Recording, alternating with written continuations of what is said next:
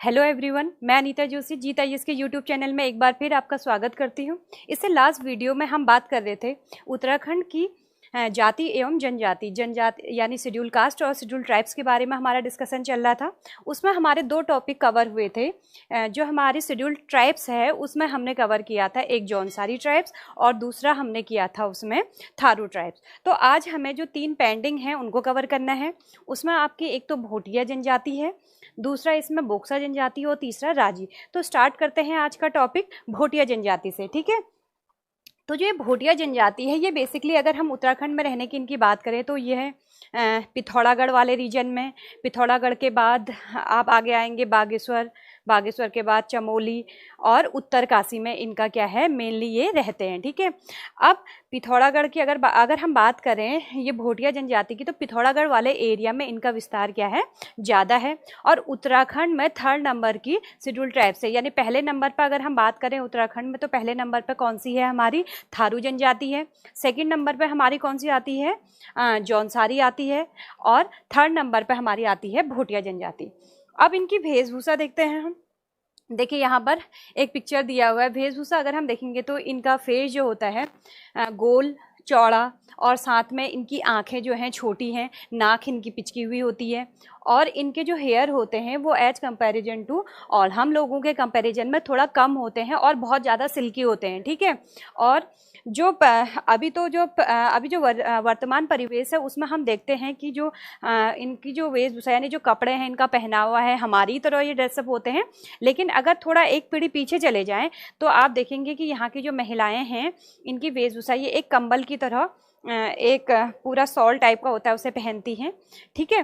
तो अब इन्हें वन बाय वन इनके टॉपिक को देखते हैं कि इनका विस्तार कौन कौन सी जगहों में है, कहाँ पर ये रहते हैं, इनकी वेशभूषा कैसी है, इनके जो त्यौहार होते हैं उनको ये कैसे सेलिब्रेट करते हैं।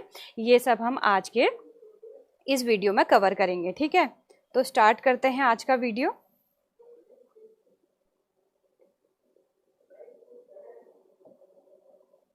भोटिया जनजाति, ठीक है। भोटिया जनजाति जो रहते हैं कहाँ पे रहते हैं, बेसिकली ये पिथौरागढ़ में, ठीक है। इनका जो विस्तार है, इनका विस्तार कहाँ कहाँ है, पिथौरागढ़,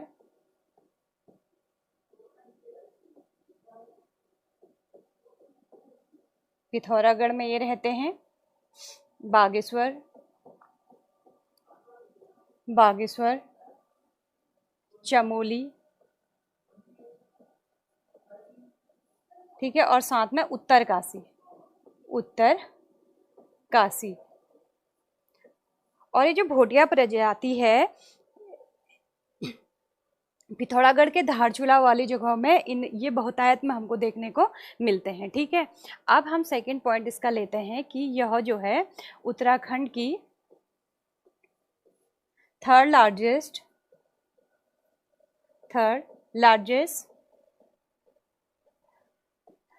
थर्ड सबसे बड़ी जनजाति है, ठीक है। पहले नंबर पे मैंने आपको बताया था थारू, दूसरे नंबर पे जौनसारी और तीसरे नंबर पे भोटिया जनजाति है, ठीक है।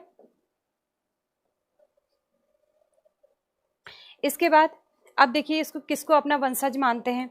देखिए अगर भोटिया प्रजाति की बात करें तो जो क्या होते हैं, किरात होते हैं। जो किरात के वंशज वाले जो भोटिया हैं वह अर्ध घुमक्कड़ी प्रवृत्ति के माने जाते हैं।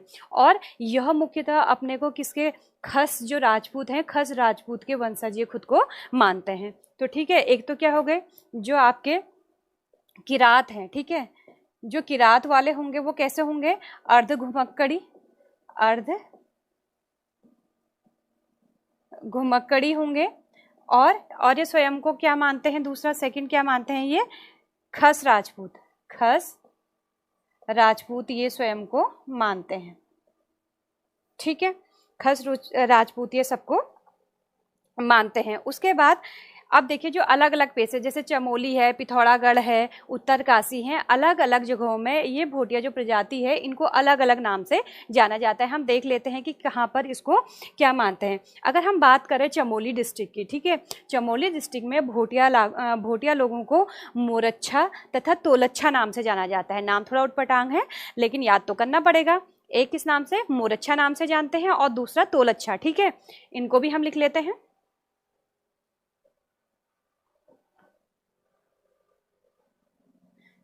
चमोली में इन्हें किन नामों से जाना जाता है? मोलच्छा और तोलच्छा। ठीक है, मोलच्छा और तोलच्छा। अब इसके बाद हम बात करते हैं पिथौरागढ़ डिस्ट्रिक्ट की। कहाँ की? पिथौरागढ़। पिथौरागढ़ की बात कर लेते तो देखो पिथौरागढ़ में इनको क्या बोलते हैं? पिथौरागढ़ में इनको हम बोलते हैं, इनको हम एक तो जौहरी नाम से जानते हैं और दूसरा सोका नाम से जानते हैं। तो दो नाम क्या हो गए यहाँ पर भी इनके? एक तो हो गया जौहरी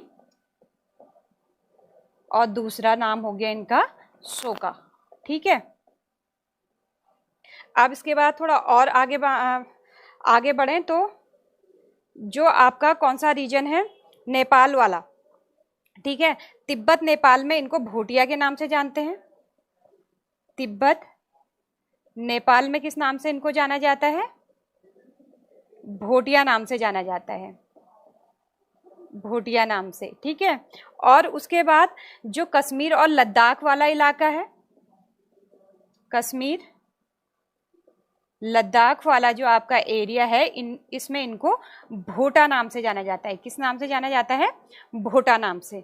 ठीक है, और एक और हमारा बच गया उत्तरकाशी। ठीक है, उत्तरकाशी को भी देख लेते हैं। उत्तरकाशी में इन्हें जाड़ नाम से जाना जाता है। उत्तरकाशी में किस नाम से इन्हें जाना जाता है? जाड़ नाम से। ठीक है, अब देखिए बात करूं उत्तरकाशी में जाड़ नाम से इनको क्यों जाना जाता है? क्योंकि उत्तरकाशी में ही जो है भागीरथी की एक सहायक नदी निकलती है जिसका नाम है जाड़, और उसी के नाम से इनकी ये प्रजाति है, जाड़ जनजाति के नाम से ये वहाँ जाने जाते हैं। अब भोटिया प्रजाति की अगर धर्म की मैं बात करूँ तो ये अपने को बेसिकली किस धर्म से रिलेटेड मानते हैं? हिंदू धर्म से रिलेटेड मानते हैं। लेकिन उत्तरकाशी वाले रीजन में यह जो है, ये जो भोटिया ट्राइब्स है आपकी, ये स्वयं को बौद्ध अनुयायी मानती है। कि किसके अनुयायी मानती है? बौद्ध के अनुयायी। तो ये क्लियर हो गया। बाकी सारी जो भोटिया जनजाति है वो तो क्या है आपकी? हिंदू धर्म के अनुयायी हैं। लेकिन उत्तरकाशी वाले रीजन में जो जाड़ भोटिया प्रजाति है, यह खुद को बौद्ध धर्म का अनुयायी मानती है। जाड़ नाम जब देखो, जो जाड़ नाम आया तो थोड़ा रिवीजन हो जाएगा। आपसे पूछो एक आध क्वेश्चन, तो जाड़ आप बताइए। मैंने अभी आपको बताया कि ये भागीरथी की सहायक नदी है, तो आप मुझे बताइए कि भागीरथी कहाँ से निकलती है? ठीक है, भागीरथी कहाँ से निकलती है? भागीरथी निकलती है आपके गंगोत्री के गौमुख से निकलती है। ठीक है, अब आप मुझे बताइए, जब भागीरथी कोई हम जो ये नदी है, ये आगे जाकर इसे गंगा कहते, तो कौन सा प्लेस ऐसा है जहाँ पर भागीरथी नदी को फिर हम गंगा नाम से जानते हैं? तो यह नदी कौन सी है? हमारी देवप्रयाग में जब भागीरथी से अलकनंदा आकर मिलती है तो वहाँ पर से हम इसे किस नाम से जानते हैं?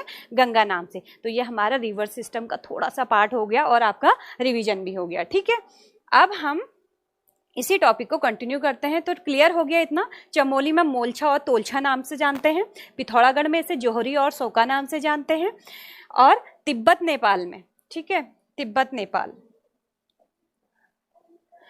नेपाल में इसे भोटिया नाम से, और कश्मीर लद्दाख में इसे भोटा नाम से जाना जाता है। उत्तरकाशी में इसे क्या कहा जाता है? जाड़ नाम से जानते हैं, जो कि क्या है? बौद्ध अनुयायी हैं, बौद्ध अनुयायी हैं। ठीक है, ये क्लियर हो गया। ये सारे जो टर्मोलॉजी है इनका नाम थोड़ा उटपटांग है, लेकिन ये सब एग्जाम पॉइंट ऑफ व्यू से क्या है? बहुत ही ज़्यादा इंपॉर्टेंट हैं। ठीक है, अब देखिए जो ये हैं, जो इनमें जो है जैसे जाड़ों में और गर्मियों में ये क्या करते हैं? अपने प्रवास का स्थानांतरण करते हैं, यानी यह जाड़ों में किसी अलग प्लेस में रहते हैं और गर्मी में अलग प्लेस में रहते हैं। देखिए, जब ये शीतकाल इनका प्रवास होता है तो उसे हम क्या कहते हैं? मैत कहते हैं। किस नाम से जाना जाता है? मैत नाम से जाना जाता है। और जब इनका ग्रीष्मकालीन जो इनका प्रवास होता है उसे गुंडा या फिर मुंसा नाम से जाना जाता है। तो यह क्वेश्चन भी आपका इंपॉर्टेंट हो जाता है। ठीक है, इसे भी हम कवर कर लेते हैं। इनका जो प्रवास है, प्रवास, ठीक है, शीतकालीन प्रवास, शीतकालीन प्रवास, शीतकालीन जो प्रवास है यह किस नाम से जाना जाता है? आपका गुंडा नाम से जाना जाता है। और जो ग्रीष्मकालीन आवास है, इनका प्रवास है, ग्रीष्मकालीन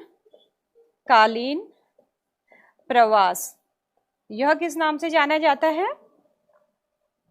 सॉरी, जो शीतकालीन है वो मैती नाम से जाना जाता है। किस नाम से जाना जाता है? मैती नाम से, मैती। और जो ग्रीष्मकालीन है आपका, वह किस नाम से जाना जाता है?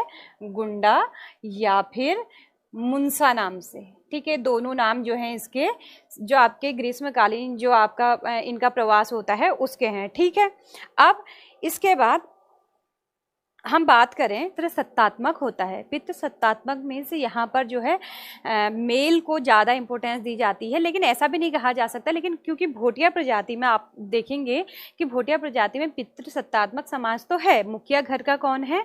मेल को ही मानेंगे, लेकिन वोमेन को भी यहाँ पर जो पुरुषों के बराबर सम्मान दिया गया है। ऐसा नहीं है कि पितृ सत्तात्मक समाज है और महिलाओं की यहाँ पर दुर्दशा हो रही है, ऐसा कुछ भी नहीं है।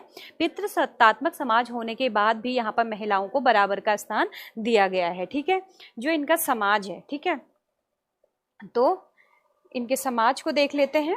समाज कैसा है इनका? पितृ सत्तात्मक,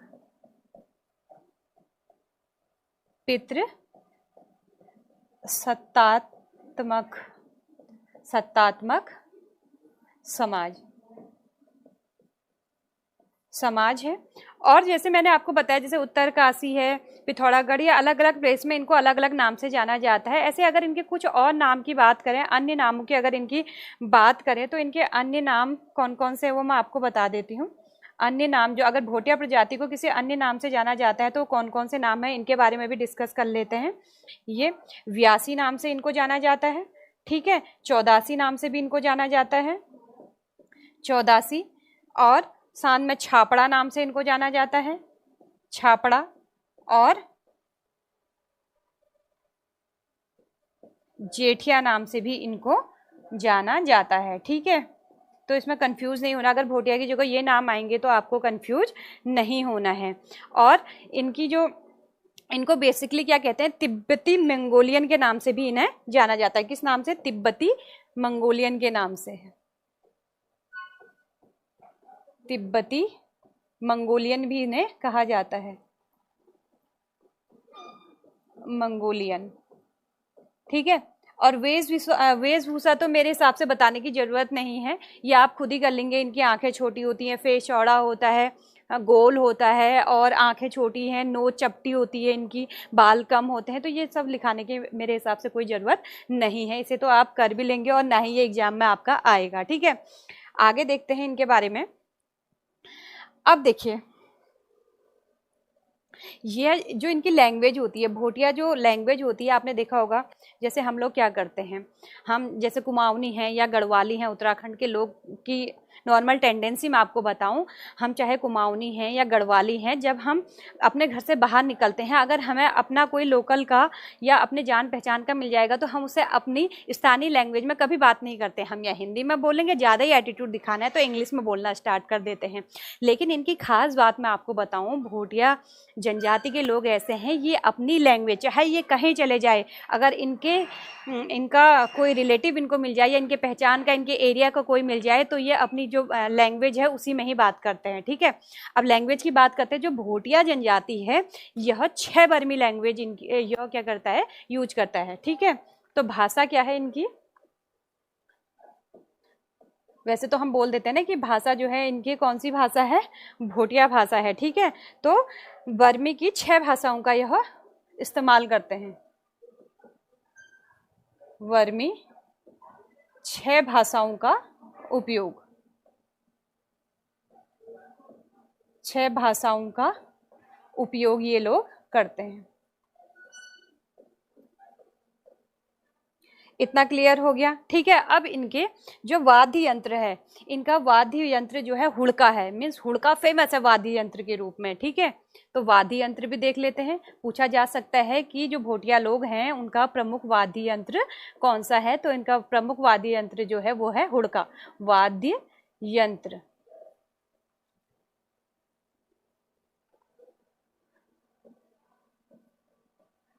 हुड़का। ठीक है, और इनके कुछ लोकगीत भी हैं, उनको भी हम देख लेते हैं। लोक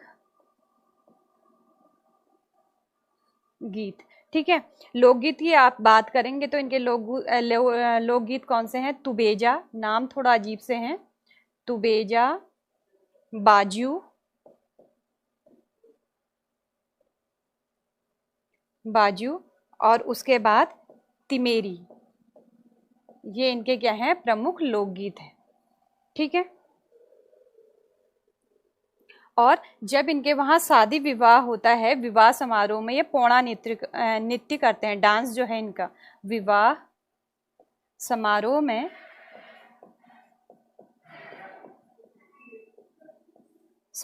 में कौन सा नृत्य करते हैं? ये पौड़ा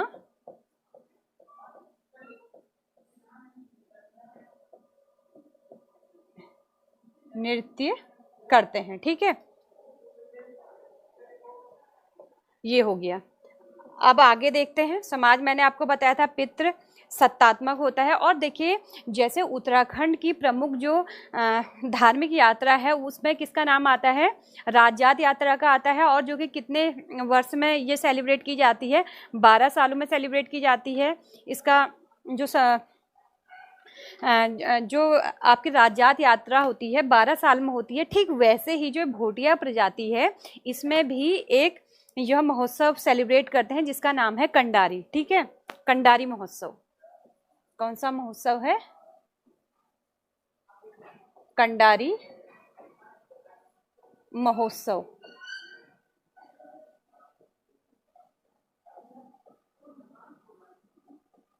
ठीक है, जो कंडारी महोत्सव है कब मनाते हैं? ये प्रत्येक 12 वर्ष के पश्चात, प्रत्येक 12 वर्ष में मनाते हैं। ठीक है, अब इसके बाद देखिए, जब किसी इनके वहाँ जब किसी बुजुर्ग की या किसी की डेथ हो जाती है तो उसकी जो मृतक है उसकी आत्मा की शांति के लिए यहाँ पर क्या होता है? गवन संस्कार ये करवाते हैं। ठीक है, नेक्स्ट हम ले लेते हैं गवन संस्कार। गवन संस्कार, गवन संस्कार क्या है? मृतक की आत्मा की शांति के लिए करवाते हैं। मृतक की आत्मा की शांति के लिए, आत्मा की शांति के लिए यह करवाया जाता है। ठीक है, अब आगे हम देखते हैं इनके जो त्योहार हैं। इनके त्योहार को ये क्या बोलते हैं?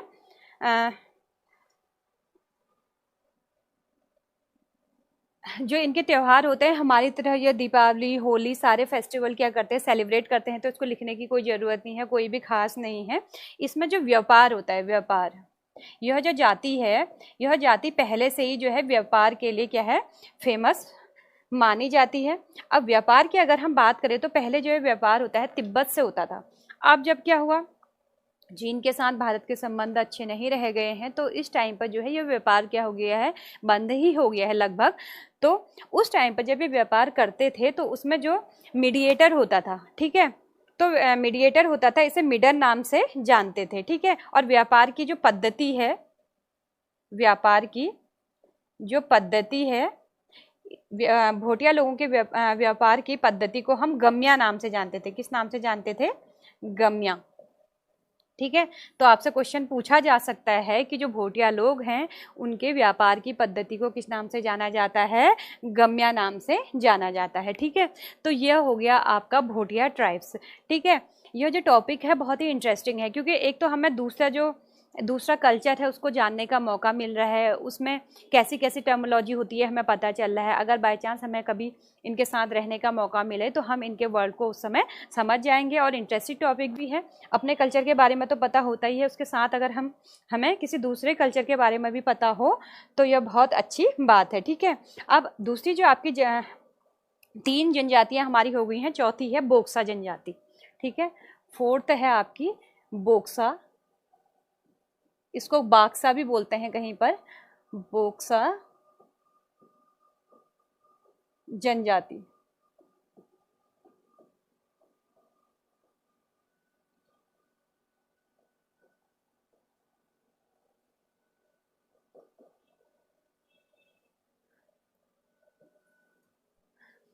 देखिए बोक्सा जनजाति का पिक्चर यहाँ पर दिया हुआ है। वेशभूषा की अगर बात करें तो आप देख रहे हैं इनका फेस क्या है, बहुत चौड़ा फेस है इनका, और नाक जो है लंबी और थोड़ा दबी हुई नाक है, आंखें इनकी छोटी हैं, ठीक है। इनके लिप्स जो होते हैं पतले होते हैं, और जो जबड़ा है इनका जबड़ा थोड़ा उभरा हुआ होता है, ठीक है। इसके साथ साथ बड़े लंबे बाल, दाढ़ी मेल्स में जो है फेमस है, ठीक है। तो ये तो होगी इनकी वेशभूषा, और मेरे हिसाब से ये लिखवाने की जरूरत नहीं है, ठीक है, क्योंकि ये एग्जाम में तो आना है नहीं इसे। अब हम बात करते हैं कि ये किसके वंशज है। वंशज की अगर बात करें तो ये जो बोक्सा जनजाति के लोग हैं ये खुद को पवार राजपूत कहते हैं, ठीक है, पवार राजपूत कहते हैं। और इसके जो है अभी एट प्रेजेंट यानी कि 2011 की जो जनगणना हुई थी उसके अकॉर्डिंग जो है अभी इनके 173 गांव जो हैं वो 173 गांव इनके अभी प्रेजेंट में हैं, ठीक है। अब देखिए ये तो स्वयं को क्या कह रहे हैं, अपने को पवार राजपूत कहते हैं, लेकिन कुछ विद्वानों का मानना है कि जो मराठा लोग थे, इस मराठा लोग जब बाद में क्या हुआ, इनने अपने वंशजों को जब भगाया वहाँ से, तो उनकी ही क्या है ये, उनके ही बिरादरी के लोग हैं ये, ठीक है, उन्हीं के वंशज हैं। और कुछ लोगों का मानना है जब चित्तौड़ पे मुगलों का आक्रमण हुआ था तो उस टाइम पे जो राजपूत लोग वहाँ से भागे थे तो ये उन्हीं के वंशज हैं। अब ये अलग अलग किंवदंतियाँ हैं, और बेसिकली अगर बुक में देखा जाए तो उसमें यही माना जाता है कि ये क्या है, पवार राजपूत हैं। तो ठीक है, इनको हम पवार राजपूत ही लिखते हैं। पहला पॉइंट, पवार राजपूत हैं, पवार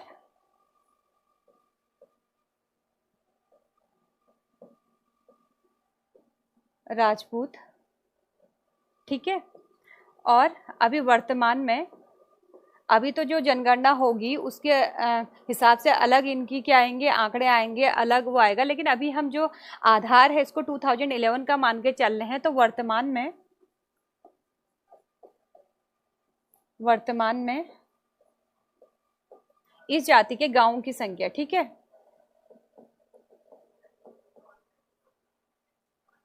गांवों की संख्या है कितनी है, 173 है, ठीक है। अब इनका जो विस्तार है वो कहाँ है भाई, कहाँ पे ये लोग रहते हैं, विस्तार जो है इनका तराई भाबर में वैसे ये रहते हैं, ठीक है, उधम सिंह नगर,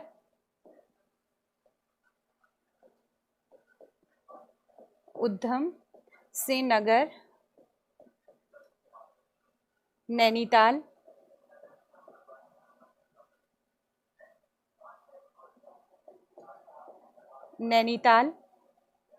और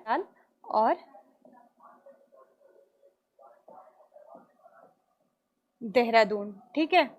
अब देहरादून और जो क्या कहते हैं आपके नैनीताल वाला और आपका उधम सिंह नगर वाला जो एरिया है उसमें इनको एक अलग नाम से जाना जाता है, वो है बुकसाड। ये क्वेश्चन पूछा जा सकता है कि नैनीताल और उधम सिंह नगर में जो आपकी बोक्सा जनजाति है उसको किस नाम से जाना जाता है, तो किस नाम से जाना जाता है, बुकसाड नाम से जाना जाता है, ठीक है। अब देखिए उसके बाद देहरादून में इसको किस नाम से जाना जाता है, देहरादून में इस ट्राइब को, देहरादून में इसको महर नाम से जाना जाता है, ठीक हो गया। अब कहा जाता है कि 16वीं शताब्दी में, सबसे पहले ये 16वीं शताब्दी में बनबसा में आकर बस गए थे। 16वीं शताब्दी में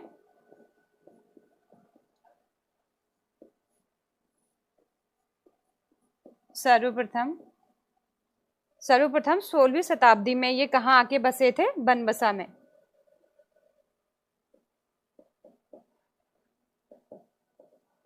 बनबसा में आकर बसे। तो ये भी पूछा जा सकता है कि सबसे पहले ये कहाँ आकर बसे, तो कहाँ आकर बसे थे, ये बनबसा में आकर बसे थे, ठीक है। तो ये तो क्लियर हो गया। यहाँ पर इनकी वेशभूषा कैसी है ये क्लियर हो गया, ये कौन सी जगह पर रहते हैं, उधम सिंह नगर, नैनीताल और देहरादून में ये ज़्यादा इनकी प्रजातियां देखने को मिलती है।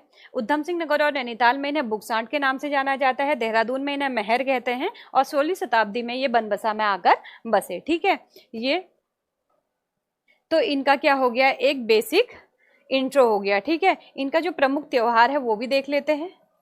प्रमुख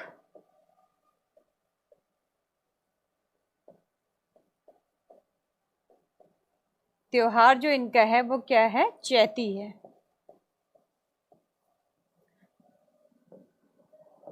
प्रमुख त्योहार कौन सा हो गया इनका, चैती। अब इसके बाद हम देख लेते हैं कि जो ये आपके बोक्सा जनजाति के लोग हैं इनका धर्म क्या है। धर्म की बात हम करें तो धर्म में यह अपने को हिंदू धर्म के अनुयायी मानते हैं। जैसे ही हम राम, कृष्ण, हनुमान, शिव जी, पार्वती, लक्ष्मी इन भगवान को मानते हैं, तो वैसे भी यह भी जो है हिंदू धर्म के बहुत नज़दीक है। हिंदू धर्म के ही स्वयं को क्या मानते हैं, अनुयायी मानते हैं। और इनकी जो जिस आराध्य देवी को ये मानते हैं चामुंडा हैं। और जितने भी देवी देवता हैं, अन्य देवी देवता जिसमें राम, कृष्ण जितने भी हैं, ये सब इनको मानते हैं। तो ये भी हम लिख लेते हैं,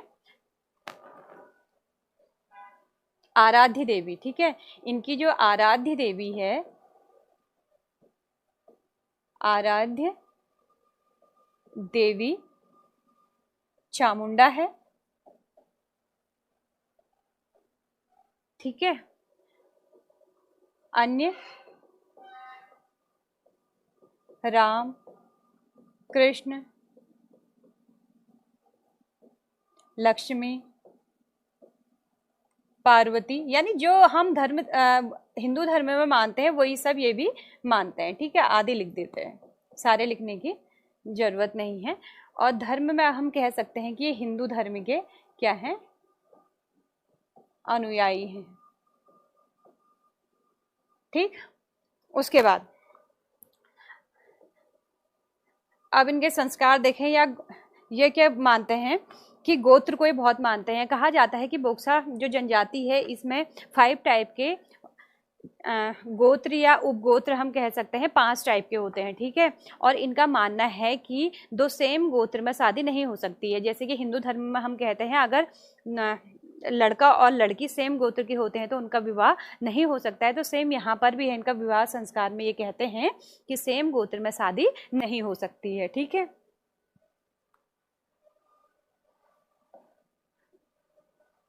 प्रमुख 5 गोत्र हैं इनके, प्रमुख 5 गोत्र हैं। और समान गोत्र में विवाह वर्जित है। समान गोत्र में विवाह वर्जित है, वर्जित है। ठीक है, और जो इनका समाज है वो कैसा है, इनका समाज, इनका जो समाज है वो पितृसत्तात्मक है। पितृसत्तात्मक, पितृसत्तात्मक समाज है। संयुक्त परिवार को, संयुक्त परिवार में ये लोग रहते हैं। ठीक है, गांव की सबसे छोटी इकाई क्या है, परिवार है। गांव की सबसे छोटी इकाई, छोटी इकाई क्या है इनकी, परिवार है।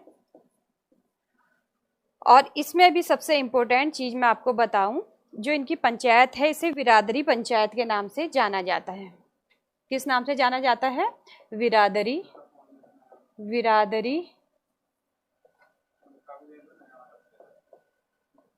पंचायत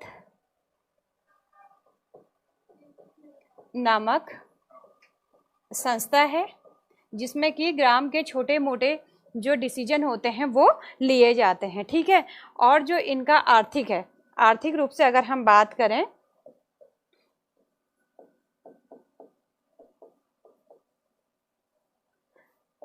तो पशुपालन, पशुपालन और इसके साथ में तस्करी,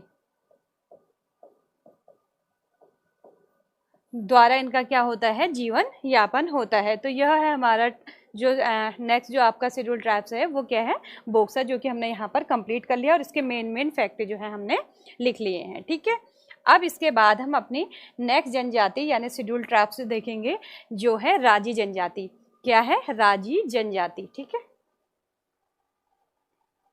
ये 5th और लास्ट है आपका राजी जनजाति।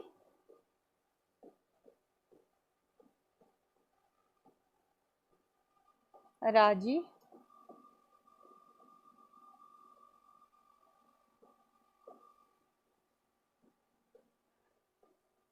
जनजाति। देखिए, राजी जनजाति की भी वेशभूषा की अगर बात करें तो इनका कद छोटा होता है, आंखें इनकी क्या होती है, छोटी होती है, नाक चपटी होती है, सामान्य रूप से इनका जो रंग होता है वो थोड़ा दबा हुआ होता है। ठीक है, और यह जाति जो है अभी संकटग्रस्त जातियों में गिनी जाती है। वो इसलिए कि जो 2011 की जनगणना हुई है उसमें इसके केवल 150 या 30 फैमिली इनको काउंट किया गया है। और नंबर ऑफ मेंबर्स यानी कि नंबर ऑफ पॉपुलेशन अगर हम इनकी बात करें तो वह कितनी है, केवल 528 जो है इनकी पॉपुलेशन है। तो यह संकटग्रस्त जाति कही जाती है। राजी जनजाति को अगर अन्य नाम से अगर हम जाने तो इनको one Rawat, one रौत, one Raut, इन नाम से भी इनको जाना जाता है। वंशज की अगर बात करें तो यह जो आपके जो राजी जनजाति के लोग हैं, इन्हें जो इनकी ये जो है तिब्बती इनको माना जाता है। और इनकी जो लैंग्वेज है, लैंग्वेज में इनके तिब्बती और संस्कृत के जो है वर्ड मिलते हैं। और वैसे तो ये मिश्रित भाषा का क्या करते हैं, प्रयोग करते हैं, लेकिन ज़्यादातर इनकी भाषा जो है वो तिब्बती और संस्कृत भाषा होती है। और इनकी जो भाषा है इनको ये मुंडा नाम से जानते हैं। किस नाम से जानते हैं, मुंडा। देखिए, मुंडा और गुंडा में कंफ्यूज नहीं करना है। गुंडा क्या था, गुंडा जो था भोटिया प्रजाति में जो इनका शीतकालीन जो ग्रीष्मकालीन प्रवास था उसको क्या कहते थे, गुंडा कहते थे। और जो इनकी लैंग्वेज है इसको किस नाम से जानते हैं, मुंडा नाम से जानते हैं। तो 1 बाय 1 इनके पॉइंट को भी लिखते हुए चलते हैं। 2011 की जनसंख्या के 2011 की जनगणना के अनुसार जनगणना के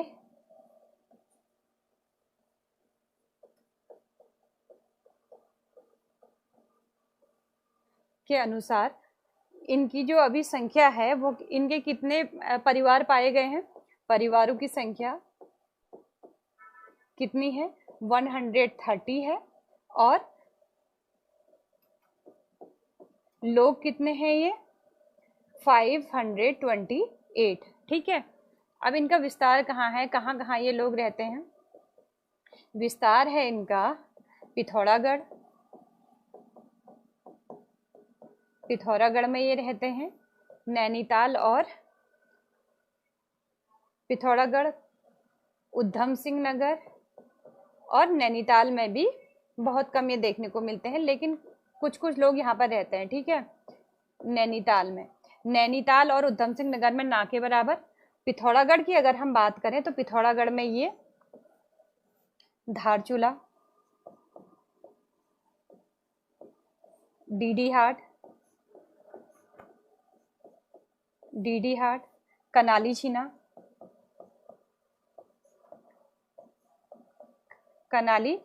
छीना, आदि में ये रहते हैं। ठीक है, ये पिथौरागढ़ की बात हो रही है। इसके बाद इनकी भाषा देख लेते हैं।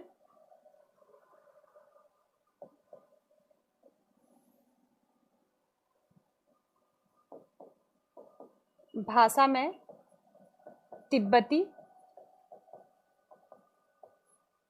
और संस्कृत के शब्द दिखाई देते हैं, और संस्कृत के शब्द दिखाई देते हैं। और इनकी भाषा को हम किस नाम से जानते हैं, मुंडा नाम से, मुंडा नाम से इनको जाना जाता है। ठीक है, इसके बाद अब जो इनका आवास है, ये अपने आवास को एक स्पेशल नेम देते हैं, उसे हम कहते हैं रौत्यूड़ा, रौत्यूड़ा। ठीक है, और जो यहाँ ये जो खेती करते हैं वो कौन सी खेती करते हैं? झूमिंग खेती, झूमिंग विधि द्वारा झूमिंग खेती। अब ये झूमिंग खेती क्या है?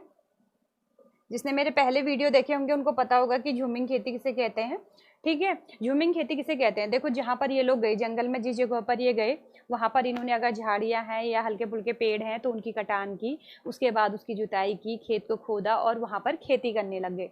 जब तक वहाँ पर जो लैंड है फर्टाइल रहेगी, ये वहाँ पर फसल उगाएंगे और अपना भरण पोषण करेंगे। और जैसे उसकी फर्टिलिटी खत्म हो जाएंगी, ये वहाँ से किसी दूसरी जगह पर चले जाएंगे और वहाँ पर सेम प्रोसेस दोबारा से करेंगे। तो इस मेथड को कहते हैं झूमिंग खेती या झूमिंग विधि द्वारा खेती। ठीक है, तो ये क्लियर हो गया आपका।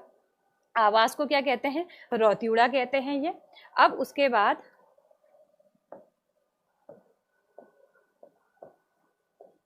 इनमें जो व्यापार होता है उसे देख लेते हैं।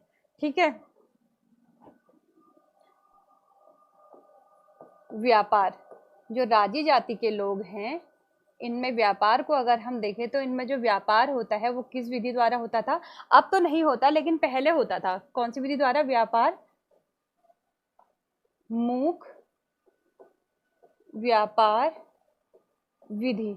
अभी प्रेजेंट में नहीं होता है, लेकिन कभी पास्ट में होता था। आपसे पूछा जा सकता है कि मूक व्यापार विधि जो है कौन से ट्राइब्स की विधि है। ठीक है, तो अब देखो मूक व्यापार विधि क्या है, बहुत ही इंटरेस्टिंग स्टोरी है। ठीक है, सुनने में बड़ा अच्छा लगता है। जब मैंने पढ़ा था तो मुझे भी बहुत अच्छा लगा था, तो मैं आपके साथ शेयर करती हूँ कि मूक व्यापार विधि क्या होती है। देखिए, ये लोग जैसे कि इनके नाम से ही है, इनको one Rawat, one रौत, one Raut कहते हैं। मीन्स ये जंगलों में रहती है ये ट्राइब्स। ठीक है, अब मूक व्यापार विधि क्या है भाई? ये क्या करते थे रात के समय, ये इनकी, हाँ, इनका जो उद्योग है ना, ये काष्ठ कला में बहुत ही ज़्यादा निपुण है। तो ये क्या करते थे, काष्ठ कला में तो ये निपुण तो थे ही, उसके साथ साथ जब इनको जिस चीज़ की ज़रूरत है, जैसे खाद्य सामग्री में जिस चीज़ की इनको ज़रूरत है, यह क्या करते थे, अपना जो काष्ठ का सामान बनाया होता था उसके साथ जिस चीज़ की इनको ज़रूरत है उस सामान के साथ इसको क्या कर देते थे, उस चीज़ को एक छोटा सा टुकड़ा उसका रख लेते थे। सपोज इनको किसकी ज़रूरत है? खाने की ज़रूरत है, रोटी की ज़रूरत है, तो जो काष्ठ का सामान इन्होंने बनाया है, लकड़ी का सामान बनाया है, उसके बगल में रोटी का टुकड़ा रख देंगे। दाल की ज़रूरत है, दाल रख देंगे। सब्जी की ज़रूरत है, सब्जी रख लेंगे। और रात के समय जाकर ये गाँव में जाते थे, वहाँ पर वो जो उनने लकड़ी का सामान बनाया था वो भी रखते थे, और उसके साथ साथ ही क्या रख लेते थे, वहाँ पर जो जिस चीज़ की इनको ज़रूरत है, नीड है, उसके बगल पे रख जाते थे ये रात के समय में, और फिर वहाँ से चले जाते थे। और अगली रात को वहाँ जाते थे तो तब देखते थे कि जिस चीज़ की इनको ज़रूरत है, जो स्थानीय लोग होते थे वो उस काष्ठ के सामान को वहाँ से उठा लेते थे, और जिस चीज़ की इनको ज़रूरत थी वहाँ पर रख जाते थे, तो रात को उस सामान को लेकर अपने साथ चले जाते थे। तो यह विवाद विधि क्या होती है? मूक व्यापार विधि होती है, जो कि पहले टाइम पे ये लोग करते थे। अभी क्या हो गया, जो वन अधिनियम आए उसमें क्या हो गया, वनों का कटान तो बिल्कुल बंद हो गया है, जिस वजह से अब ये लोग क्या करने लग गए हैं, यह जो आपके राजी प्रजाति के लोग हैं, ये वनों से बाहर निकलकर मजदूरी करने लग गए हैं। और वर्तमान में यह क्या है, ये जो जनजाति है ये संकटग्रस्त जनजाति है आपकी। ठीक है, अब देखिए जो इनका विवाह संस्कार होता है, मूक व्यापार विधि तो आपको क्लियर हो गया। अब हम देखते हैं विवाह, जो इनका विवाह संस्कार है। ठीक है, विवाह संस्कार, विवाह संस्कार वैसे तो बेसिकली जो है ये पलायन विधि। ठीक है, पलायन विधि द्वारा विवाह करते हैं। पलायन से समझ में आ रहा होगा, पलायन विधि, जिसे विवाह करना है वो अपनी जगह छोड़ के चले जाएंगे। ठीक है, पलायन विधि द्वारा विवाह होता है, और विवाह से पहले भी यहाँ पर एक संस्कार होता है। ठीक है, विवाह से पहले संस्कार होता है, से पहले संस्कार किए जाते हैं। इन संस्कार के नाम क्या हैं? इन संस्कार के नाम हैं मंगजांगी,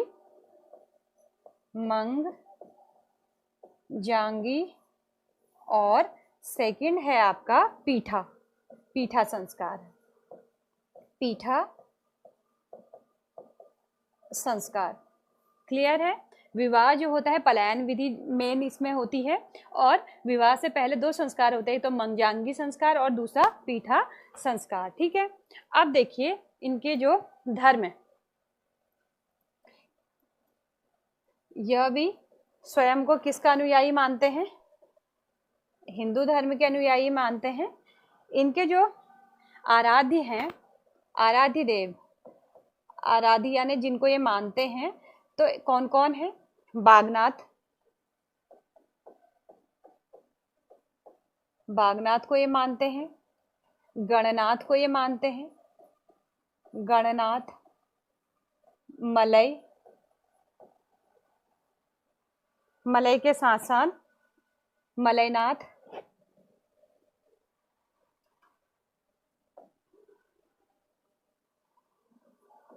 मलयनाथ और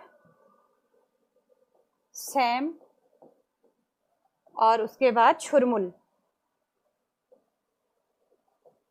छुरमुल। ठीक है, ये इनके क्या है? आराध्य देवता हैं जिनकी की ये पूजा करते हैं। देखिए, मैं पिथौरागढ़ में रही हूँ तो मुझे पता है कि जो सैम और छुरमुल है, ये मैंने वहाँ पर देखा है, ये मेला लगता है वहाँ पर, तो वहाँ पर सैम देवता और छुरमुल देवता बोलते हैं।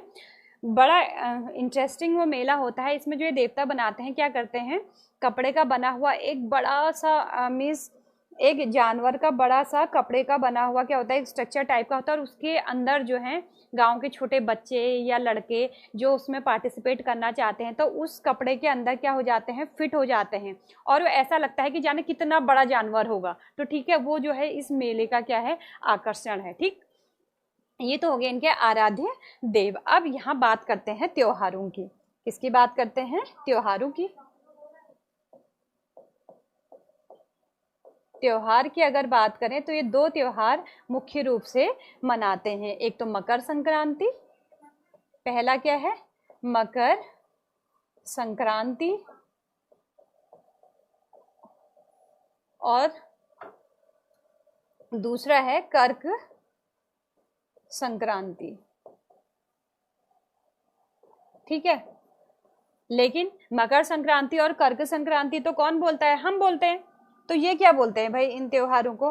तो मकर संक्रांति को ये बोलते हैं मकारा, मकारा नाम से यह मकर संक्रांति को मनाते हैं। और जो आपकी कर्क संक्रांति है, इसे कारक के नाम से ये जानते हैं। ठीक है, तो ये हो गए इनके फेस्टिवल। अब मैंने इसमें इनके जो अन्य नाम थे वो नहीं लिखा है, उनको भी मैं यहाँ पर क्या कर देती हूँ, आपको बता देती हूँ। यहाँ पर पेन डाउन कर लेते हैं अन्य नाम इनके क्या हो जाएंगे।